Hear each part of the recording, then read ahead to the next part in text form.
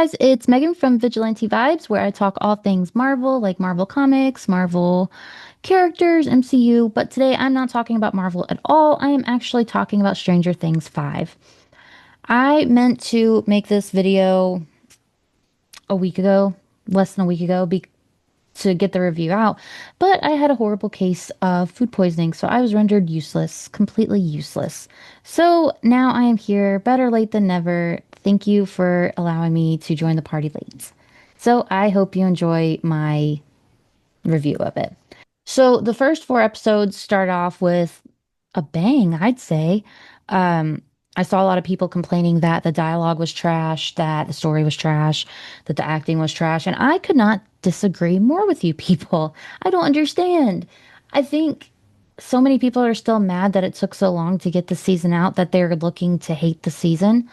And if that's your thing, then that's your thing. But it's like great stuff happened in these episodes, and I dug it. I mean, not saying like my opinion is the one all be all, but it's like I just don't understand where you guys are coming from, I guess. I really liked it. I thought the Duffers really delivered with the first four episodes. I hate that it was only four episodes. I need the rest. I cannot sleep at night without it. But for these four episodes, I thought they were great. The gang is back. The OGs, Mike, Will, Lucas, and Dustin, they are all back. But with like, there's some different dynamics happening. Will, Mike, and Lucas, they're all kind of worried about Dustin, who is grieving, still grieving so hard about Eddie. Dustin is going to school in a Hellfire Club shirt. He gets beat up religiously by the jocks, which he also enables. He wants to restart Hellfire Club, which is a horrible idea. Um, yeah, he has it really rough. Even the people he's closest to, like Steve, he's feuding with them too. So there's just no winning for the little guy. Will, just so you know, there's gonna be spoilers. So think about that before continuing this. Will, who has been a damsel in distress most of the time of Stranger Things, is now getting respect put on his name, and he has powers. But I will get back to that. Mike, who's always been insufferable, is still insufferable. Lucas gets better with each season. Connected to Lucas, we have Erica, who I love. Vecna does not know who he's dealing with when it comes to Erica Sinclair. You know the show is about to pop off. The season is about to get lit when they show Erica Sinclair, and that's exactly what happened. She drugged a whole family with a laced pie, and then she kidnapped all of them for the greater good, but she still did it. Joyce is back as usual. Hopper is back. He's in the Upside Down with 11. We get to see more of their father daughter relationship kind of flourish, and where he's starting to see her less as a little girl and more as the weapon she really is. Max is back in Vecna's memories, which is interesting. She's there with Holly now. She's hiding out in a cave. That is her new home. And Vecna's too afraid to go in there in his own memories. So interested to see where that goes.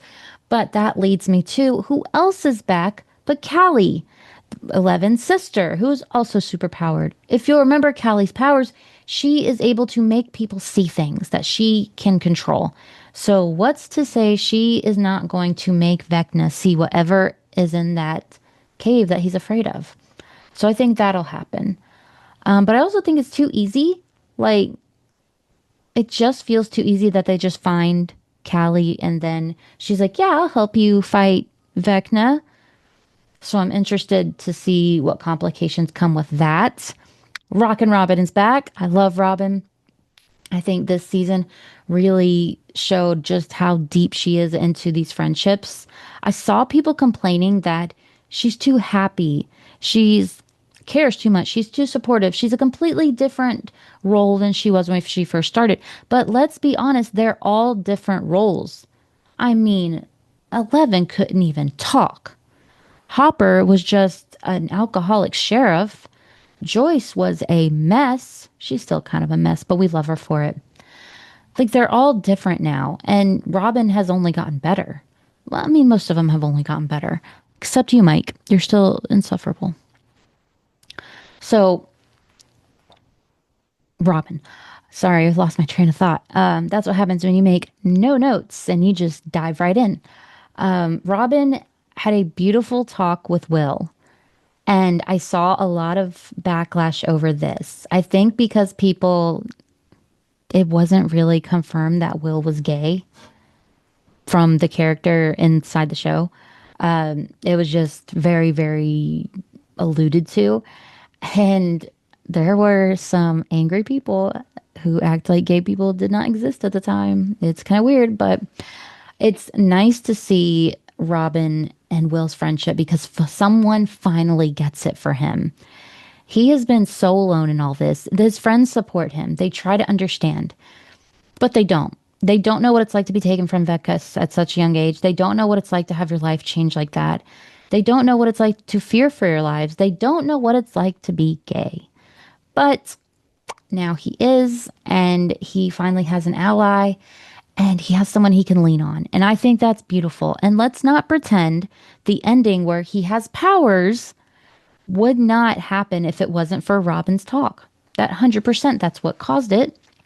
But speaking of those powers, what do we think is going on there? Because I think he's pulling from Vecna.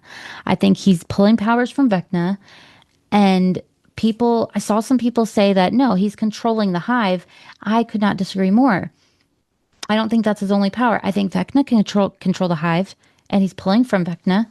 Because if you'll realize, he killed those Demogorgons the exact same way Vecna killed all them high school kids last year. So there's definitely some really big similarities in his powers. I also see a lot of people say that he's now stronger than 11. I don't know why you assume that. Okay. It's that's the hill you want to die on, but we have seen no evidence saying that. But it does look like he's powerful, but comparatively speaking, comparative to Vecna, Callie, 11, he's small potatoes, but I think that was his first time using his power, so I'm interested to see how hard he can go with those. But if he's pulling from Vecna and they kill Vecna, then I think his powers will be gone, which would be a bummer. I would want to keep the powers. Yeah. So a lot happened in these episodes. A lot happened because, well, I mean, there were only 4 episodes, but they were very long episodes. I think the Duffers did the right thing by making these episodes that long. But I feel like if they made them short, then we would have gotten the whole season. And I just want the whole season, but with these long episodes. I just love them so much. But I'll be rewatching the show again just to get me through the holidays, I guess, since I gotta wait till Christmas for these new episodes, which is bananas.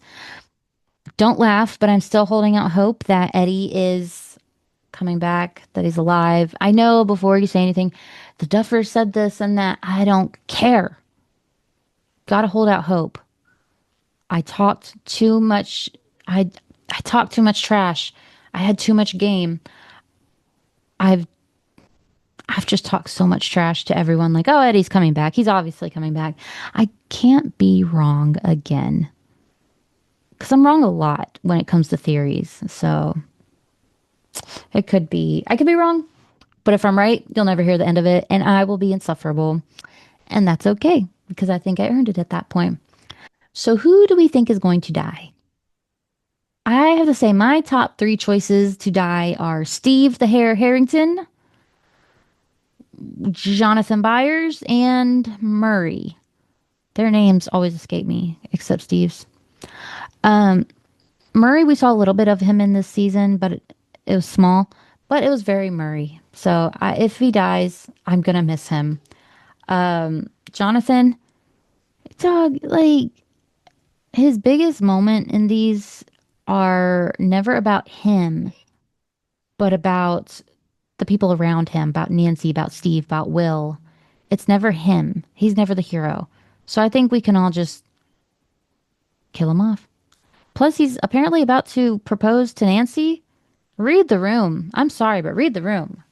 She should be mad about that. Now's not the time. They don't know if they're gonna live. So let's calm down. Plus, he was kind of a dick the other season. So what's the point? And Steve. I think Steve is like the number one contender to die. I think he does the most. He is very loved by everyone, fans included. And he would be the emotional kill. He would be the easy kill. And I think it's going to be Dustin that hears Steve's last words. But like, it's like, Dustin doesn't need any more. This poor guy has been through way too much. But I mean, that's the way it goes. So yeah, I really love these episodes. I thought they were great. I am very excited to see what's next. Whatever they do put out in preparation of the next episodes, first 5 minutes, if they do that again, trailer, anything, I will be reviewing it. So be sure to like and subscribe so you don't miss any of that. I also have other stuff I post, like character breakdowns, reviews, comic stuff, movie stuff. I have a lot of stuff. So if you're into that, please also like and subscribe. With that being said, have a marvelous day.